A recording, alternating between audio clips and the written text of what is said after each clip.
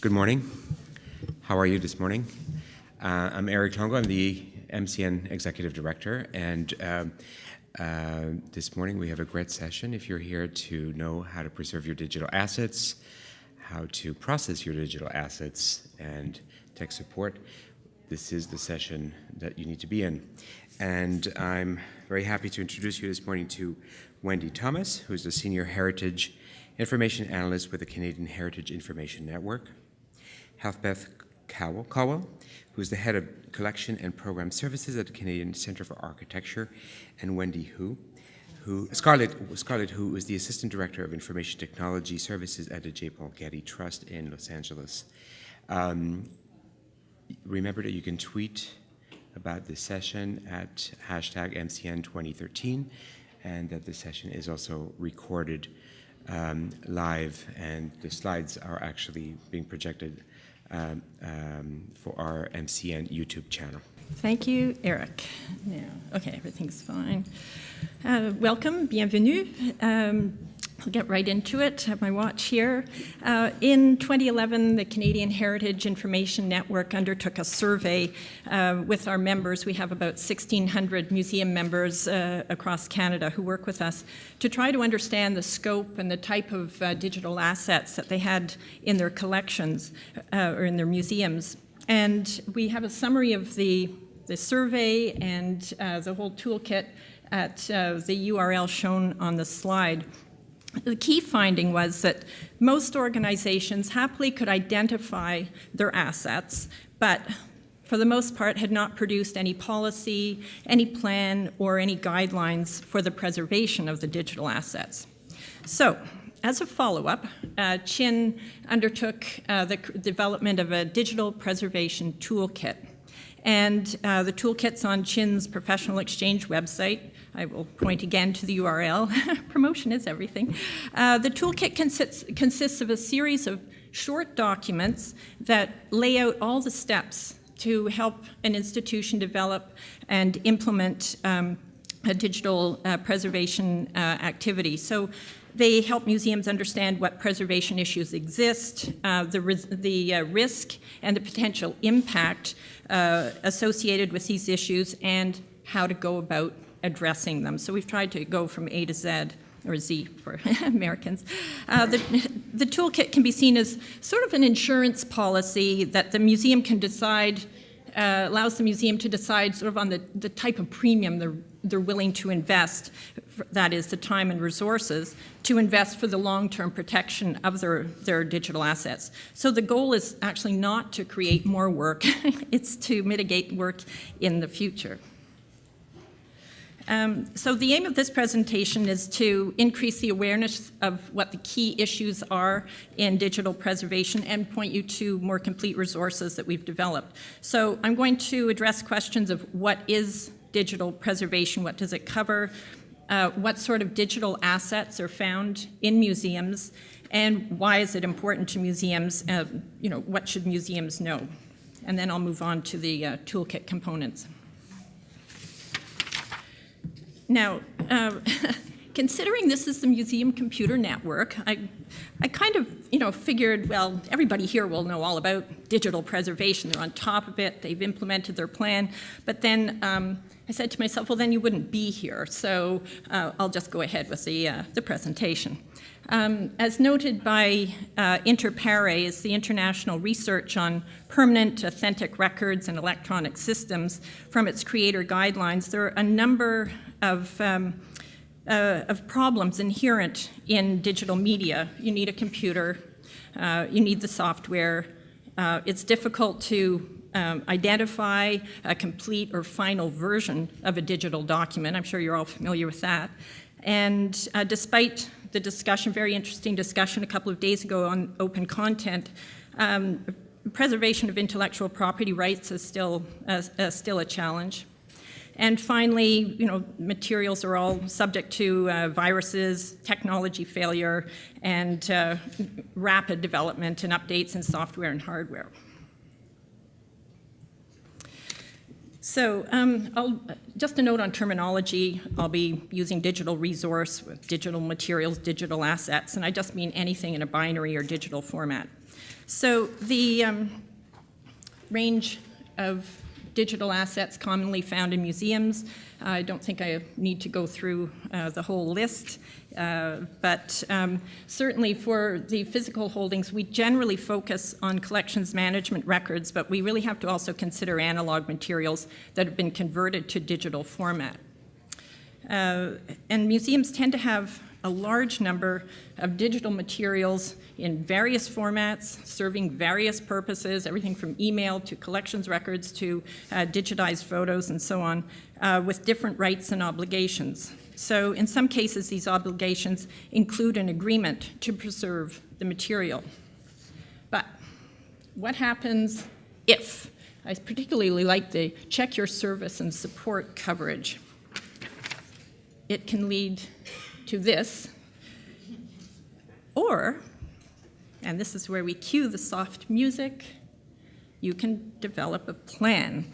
And a digital preservation plan will mitigate a number of problems, some of which I just referred to as that Interperry had laid out. Inability to read file formats, software incompatibility as software systems are replaced, operating system incompatibility, hardware compatibility, media degradation, and threats to storage location. So a policy, a strategy, and a plan will help assess the risks, understand the impact of loss, the need for clear file naming conventions, guidelines on what assets your institution should keep or perhaps doesn't need to keep, all the previous versions, early drafts, and so on. A lot of discussion about that. Clear directives on access, whether it's internal or external, who has access, how do they have access, what's the frequency, and cost considerations of preserving or not preserving, which can end up being a much bigger cost in the long run. So that's what the plan and strategy will help mitigate. Skip over that one. The digital preservation toolkit, suite of documents, including an accessible template, frameworks, decision trees, and documents that help museums assess their needs in terms of digital preservation, produce policies and procedures. It's very clearly laid out series of steps, develop and implement an action plan, and the resources that we've provided in this toolkit are in chronological order for the development of the whole strategy. So it's a really sort of 1, 2, 3, 4, 5 step. And I would just like to note the last bullet. We've designed this for people who are not necessarily specialists or experts in the field of digital preservation. It's designed for museum professionals who are responsible for some aspect, collections management, whatever, but sort of who's coordinating it. So it's not really just for somebody who has got a PhD in it. If you can get a PhD, which you probably can. Okay, here are the components, and I'm going to just walk through them. I do have the last 2 points, 5 and 6, I'm not going to spend any time on. I actually have the Interperry's Creator Guidelines and Preserver Guidelines here. Ils sont disponibles également en français, donc s'il y a quelqu'un qui s'intéresse. All right, so we'll go right to the inventory template. These are tables and checklists. They were based on the survey we did. The survey had 19 questions, and it actually served as a really useful model to help us develop the inventory template. And it's just tables, checklists that help museums sort of take stock of what their holdings are. And it really should be used as a first step in assessing the size of the digital preservation challenges faced by your museum. And it's broken into 2 parts. The first helps museums identify and group all their digital materials into categories. So you would group your collections management, your admin files, documents, emails. It can include blogs. It's pretty extensive. And the second part asks a series of questions that should be answered independently for each category that was identified. The policy framework guideline is, I think, somewhat self-evident. It was designed to help any organization with digital materials develop a policy. And this can be fairly short. It doesn't need to be lengthy, but it needs to be a guide to help make decisions and plan how to preserve, what to preserve, who should, to whom access should be provided, and under what conditions. Just note that this was developed by Nancy McGovern, who is a pioneer in the field and a world leader in the area of digital preservation and currently head of curation and preservation services at MIT Libraries. And, okay. The decision trees. I don't have extra notes, but it's the third component, and this can be used by small to medium-sized museums to see at a glance whether the resource should be preserved and under what conditions. Just like to note that we have decision trees for the administrative digital resources, the digital copies of physical resources, and the born digital assets. So they're really quite specific, and they go through a series of questions. Here's a totally impossible to see decision tree, so I encourage you to go to the toolkit so you can see it in its entirety. I think that's called a lost leader in the business. The approach is a series of yes-no queries. The main questions, for example, what policy exists, long-term value of the resource, is access to the artifact, finances, the cost to preserve, any metadata, how easily access to the preserved copy is likely to be, and technical specifications of the resource. So it's just, you're probably all familiar with decision trees. If it's yes, you go to the next step. If it's no, you go to a different part. I won't spend more time. The fourth element is the plan framework. And this was created by Chin for its museums. Thank you, freely available, and it helps museums devise and implement an action plan based on their policy and resources, which is a key thing because you can have a policy and a plan, but you really have to understand what can work and best fit the needs and resources of the institution. Another impossible to read slide, which is why I have the handout. This is the Interperry's Creator Guidelines, and it's a series of activities for individuals and small organizations to carry out and create and maintain digital materials. And the Preserver Guidelines, which are, yes, this is for the people who are the professionals who have the responsibility for preservation. Again, I have the handouts of that. And just to wrap up, here's a link to the Preservation Toolkit. It's the whole length. The slides are going to be posted, so easy click, but it's on the Professional Exchange, plus a number of other related ones.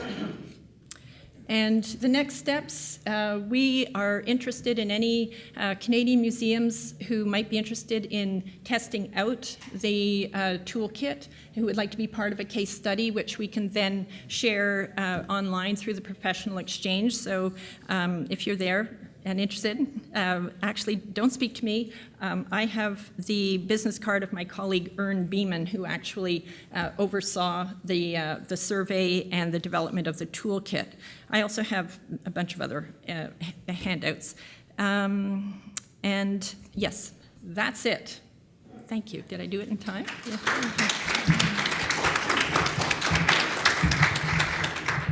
Hi, I'm Elspeth Cowell from the Canadian Centre for Architecture. I'm going to be talking about our ADAPT system, which is a digital asset processing tool, which is an internal tool for dealing with the processing of digital assets. But before I begin talking about it, I better give you a quick overview of the Canadian Centre for Architecture, because I think we're less familiar than some of the other museums that are here. CCA is here in Montreal.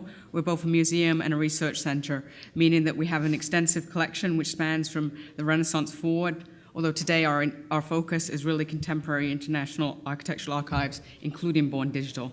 We're also a very program-intensive institution in the sense that we have a heavy focus on publications and exhibition. Our collection relative to the size of the institution is actually quite large. We have about 80 staff, but the collection itself is 170 archives, 60,000 photographs, 120 prints, drawings, models, as well as a library of over 250 volumes. What I'm going to talk about here is actually our new internal digital asset workflow tool, which we have developed in-house. I'm going to give you a very quick overview of the project itself and the problem that started it, but then I'm going to spend most of my time just actually walking you through the tool, because I think that's one of the most interesting things, is to actually see what we're trying to do with it. With every project, it starts with a problem. And the problem for us was sort of twofold. One, our digital assets were poorly managed. They had many different systems in which we were storing assets. And most of it was producer emphasis, not user emphasized. So it organized according to how the producer wanted to see it organized, not necessarily thinking about future users. The second aspect, which was problematic, is that we needed to improve our workflow for requests. We had a very cumbersome paper-based request process. So this is one of the key things we needed to do. Also, in relation to managing the assets, we had very large duplication of digital assets that tend to be very kind of localized management of them, as well as we wanted to be able to better track their use. One of the constraints in this whole process is we already had TMS in place as a collection cataloging management system. And we didn't really want to add a second database system in a separate DAM. So we made the choice to use TMS to function as our DAM and then create an interface above it that would deal with our workflow. So the key of what we wanted to emphasize is to have a user-focused system with an efficient workflow. Digital assets for us are quite broad-based. In addition to the core reproduction of collection objects, we also manage through this our exhibition installation photographs, our event photography, which I think yesterday afternoon we were referring to as peripheral assets. Also our born digital collection material, audio and video material, both that which is from the collection and that is produced by the CCA. Also, we are using it to manage externally sourced, what I call temporary digital assets, meaning that stuff that we are getting from other sources as part of our process of creating an exhibition, creating a publication. So really what we're intending to achieve is to have a one-stop shop for digital assets. I could also add to that institutional archives, which is an area that we're beginning to think about. And in regard to born digital, I won't touch on that heavily here today, but if you come tomorrow afternoon, my colleagues Martine and David will be talking more extensively about how we're managing born digital assets coming to our collection. What is ADAPT? ADAPT is two things. It has a user front end interface that allows our in-house users to find digital assets, to save the selections they're working with, and then they request the use of the assets. And on the other side, there's a management interface, which is the processing side, from the point in which we receive the asset from the internal user through the production to the diffusion. And by production here, I mean both the production of the image itself, or the other kind of digital asset, the production of the label which would accompany that, and the clearing of the copyright. Just briefly, and I can talk about this in more detail and when we get into questions, I want to get the benefits and the challenges to this. Definitely has improved our image management and control. It has made the delivery process more effective. One simple example of this is previously, because all the images of our collection were managed on the photographer server, every image request had to go via our photographer for release. Now we're able to have certain other staff who can deliver images that already exist. The challenge is, we've quickly discovered that old habits die hard. People who are used to having access to their digital assets in a folder on their desktop, on a server somewhere, don't fully understand why we suddenly want to manage them more centrally, and don't realize that they don't really need those high-resolution assets they have on their desktop. They need to see it, but they don't necessarily need the actual file there. But this is a challenge in itself to get them to understand that. At the moment, it's primarily focused on image workflow, and image is within the DAM. We want to move more beyond that to audio and video in more detail, but that's somewhere we're going. One of the other things is not so much a challenge, but it's something we learned along the way in developing this, was to keep it simple and make it easy to use. Initially, we thought that every step of the way we'd have email notifications that went to this person and that person, and as every step progressed. But we quickly learned we all still have phones on our desk. Sometimes it's actually more effective for those things that don't happen on every request to actually rely on the people who are managing the request to make those interactions and keep the actual workflow tool to deal with those things that occur on every request. This is very briefly the workflow. I won't go through this in detail because I will go through it as I look at the actual interface, but there's really two streams to the system.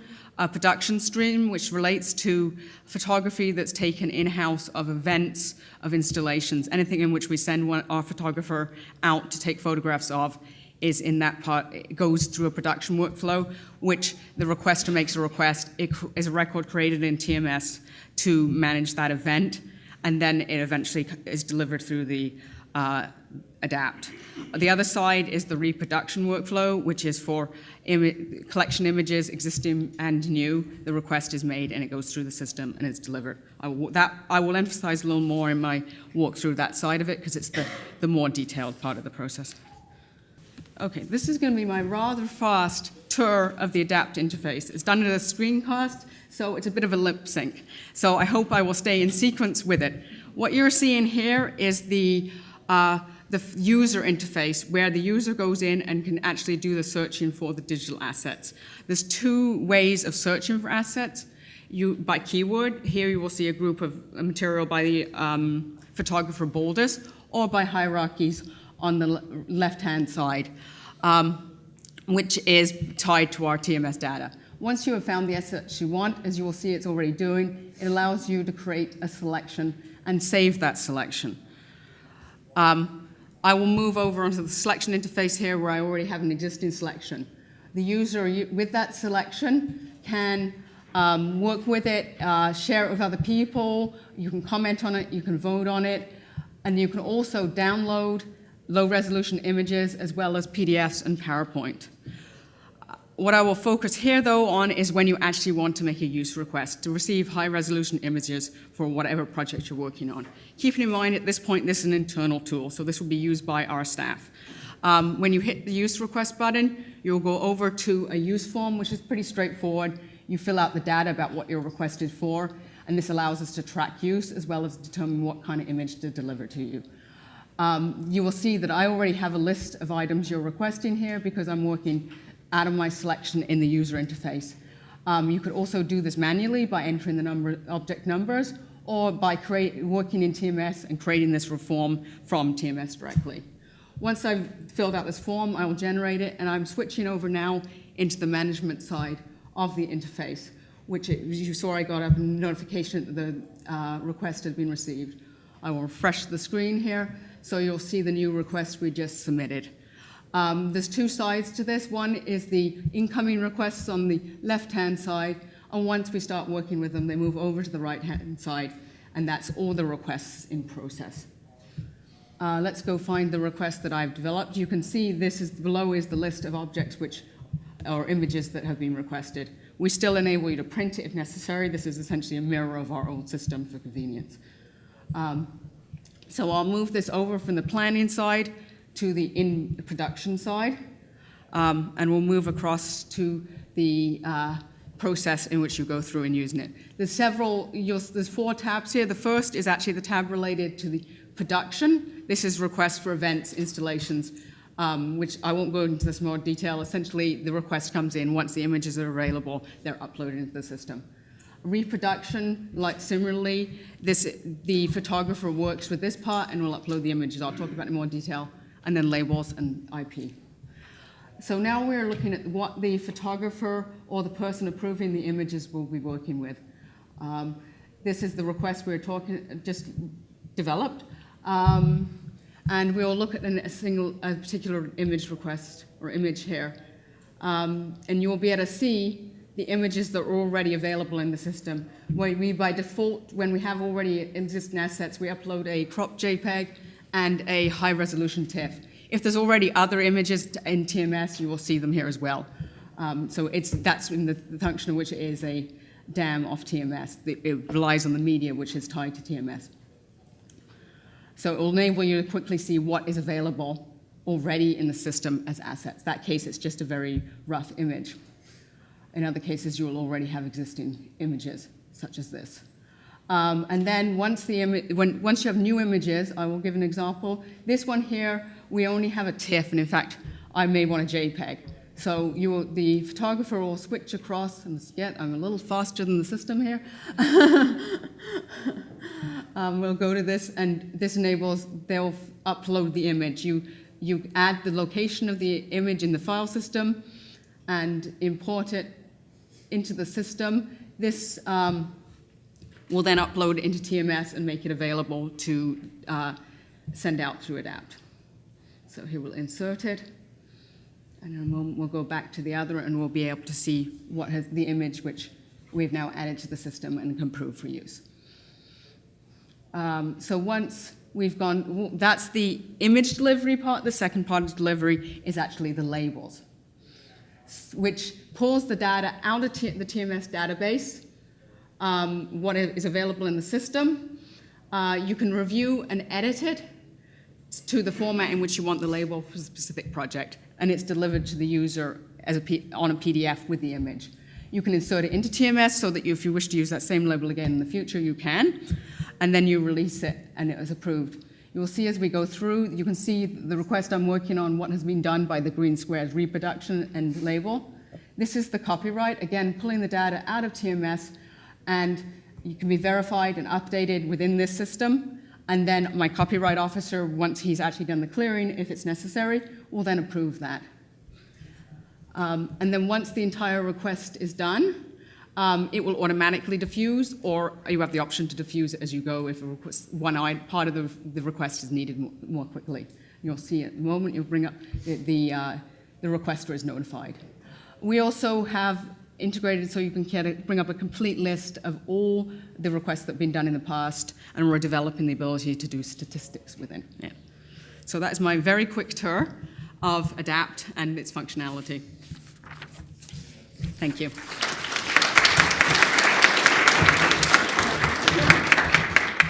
Good morning. My name is Scarlett Hu, and my topic today is how we took our support function, our tech support function, back from overseas to the United States, and we built a best quality help desk.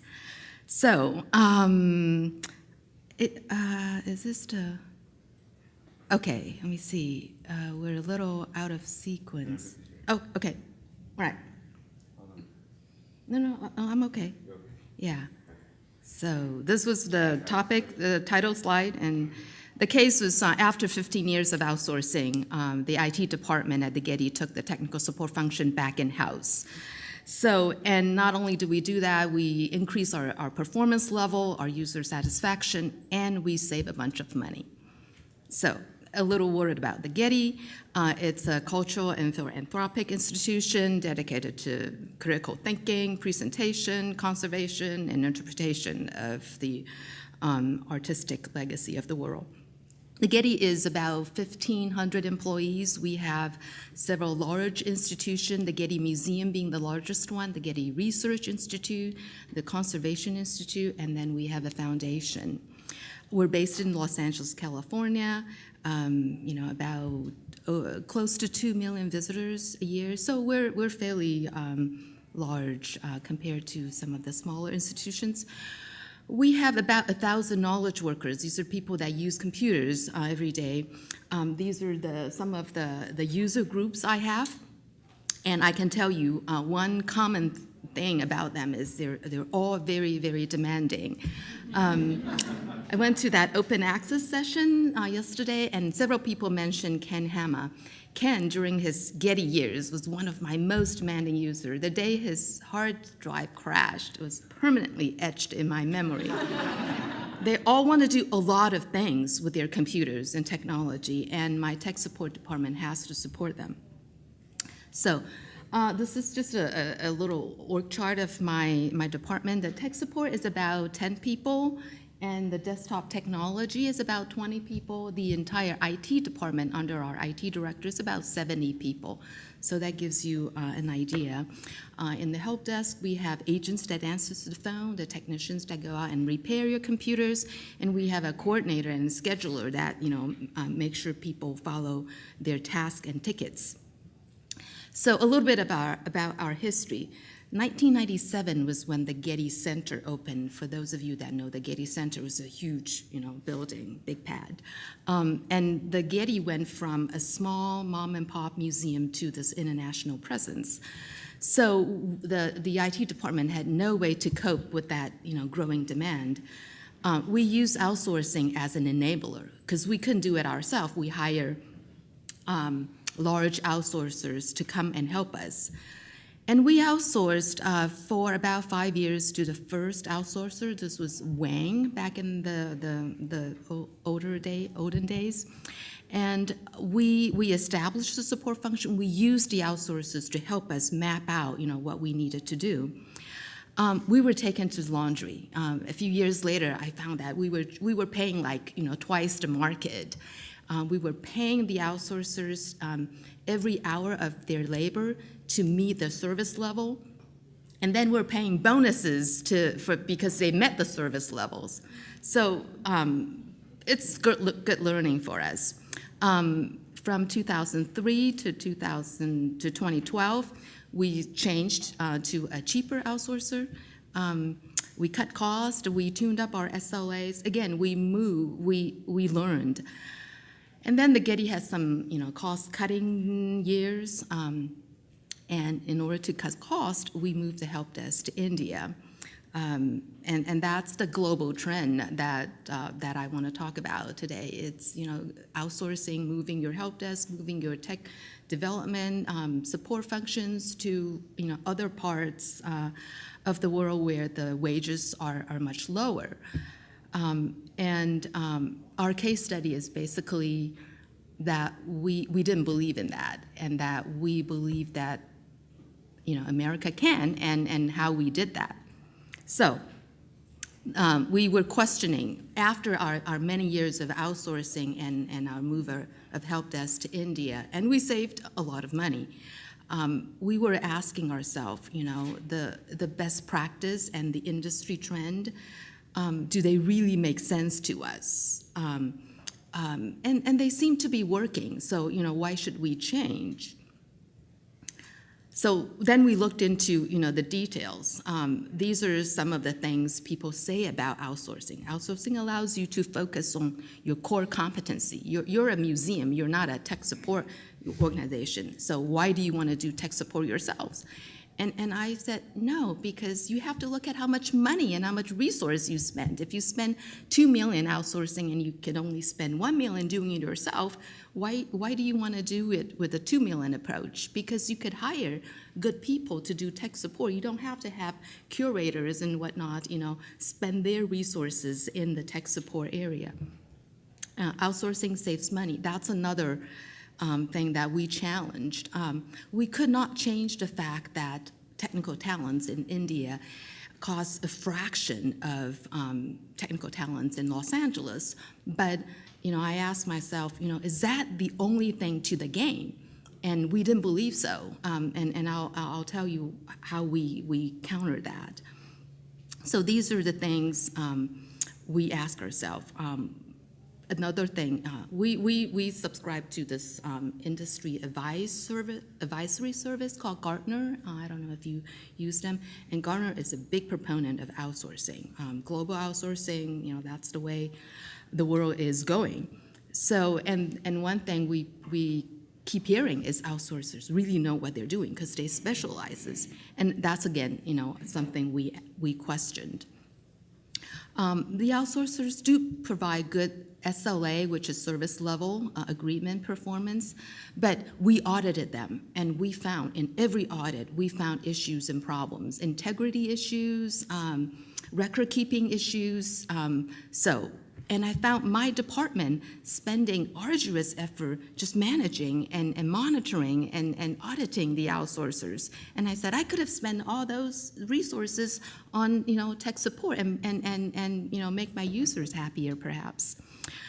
So the outsourcers do, relieve you of staffing worries. They find people for you, and that I have to admit. So what does remaking means to us? We have to create a new staffing model.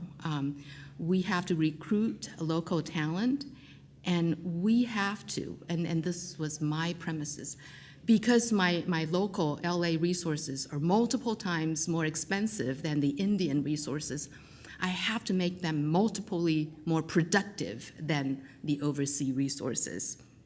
So we adopted this practice called IDLE, Information Technology, something library, I forgot. But anyway, it's a bunch of disciplines that help you fine-tune and run your tech support function.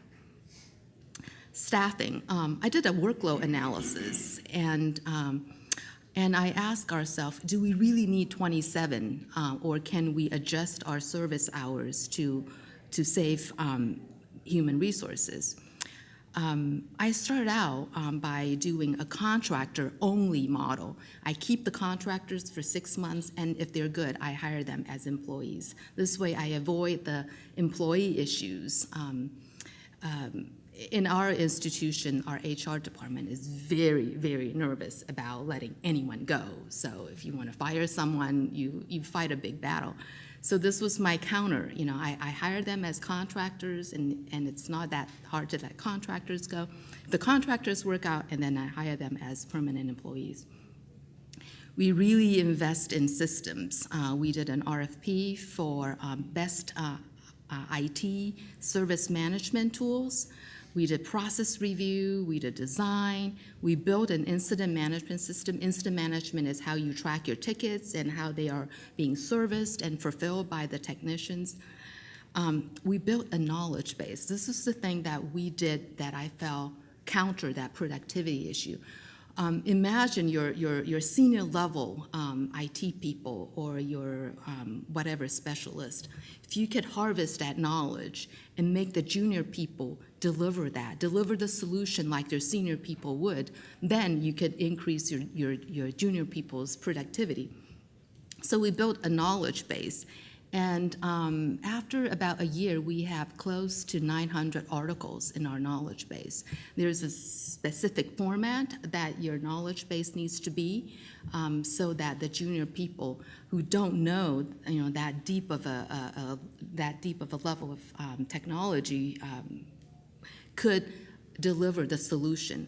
So we had the senior level people write the knowledge article, we did the review process, we did practice, and we make sure our junior level people could use the knowledge base.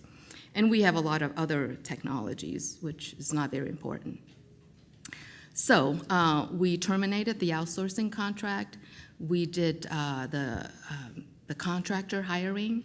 We renovated the suite to give it a new beginning kind of, ambience. We designed a new logo. We did, a new site on our intranet. We did a boot camp to train our new people. And we talked to our users. Some of my users is here in the audience. We try to make sure that they understand what we're going through and that they will work with us. This chart is here just to show that my case is not fictitious, because we did a lot of things. So no need to worry about that. So after 18 months of work, 18 months of preparation work, we opened a new help desk on site in October of 2012. And this is the new logo that we designed. We were trying to emphasize the fact that we are here instead of being remote. So how do we do? We had some challenges because I dramatically reduced the number of people I have on the phone. First, we had that call waiting problem. Our users were waiting over 40 seconds when we first opened. And we fine-tune our call answering and our scheduling. So this summer, we were down to about 15 seconds. And that was my number one challenge. On-time resolution, the outsourcers were not bad. They were about 99%, and we matched that at 99%. On-time resolution means how fast we resolve the user's problems. But we solve more problems on the phone, meaning at first contact, when you call us, because of our knowledge base. We don't have to send people out to your computers to find out, what's going on. We could, apply the knowledge base, the tips in the knowledge base, and solve your problem faster when you're on the phone. Our users can be happier. Our user satisfaction is approaching 100%. So. Some of our user testimony, I love the fact that I can talk to someone, so you could read some of these. So I believe we did what we were set out to do. And how did we do money-wise? The red bars were, how much we spend every year when we were outsourcing. The purple bar is the year that we transitioned. So even in the transition year, we saved money. And the blue bar is our current year. So it's about, anywhere from half to 2/3 of what we used to spend with outsourcers. So we're still here 1 year later, and we're very happy. Thank you very much.